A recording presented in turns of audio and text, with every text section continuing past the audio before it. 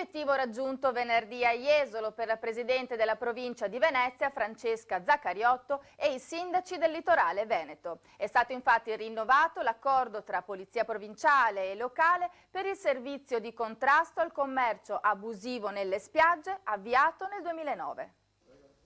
48 pattuglie impiegate per 615 ore lavorative distribuite in 22 giornate. È l'impegno affrontato con successo a partire dal luglio 2009 dalla nuova giunta provinciale guidata dalla Presidente della Provincia di Venezia, Francesca Zaccariotto, per contrastare il commercio abusivo nelle spiagge del litorale veneto. Quest'anno l'impegno per Jesolo, Bibbione, Caorle, Eraclea, San Michele al Tagliamento, Cavallino, Treporti non solo si rinnova ma viene esteso anche ai mesi di giugno e luglio e verrà intensificato per un totale di 64 giornate, con 3 pattuglie al giorno composte da 2 agenti, ad eccezione di Chioggia, dove gli operatori della Polizia Provinciale concorderanno direttamente con la Polizia Locale i giorni di intervento da svolgere nei 3 mesi estivi con la messa in campo di 12 pattuglie. Questo è l'obiettivo dell'incontro di venerdì svoltosi a Jesolo, nella sede dell'azienda provinciale del turismo, tra la Presidente Zaccariotto e i sindaci dei comuni del litorale adriatico, uniti in questa operazione di tutela del turismo,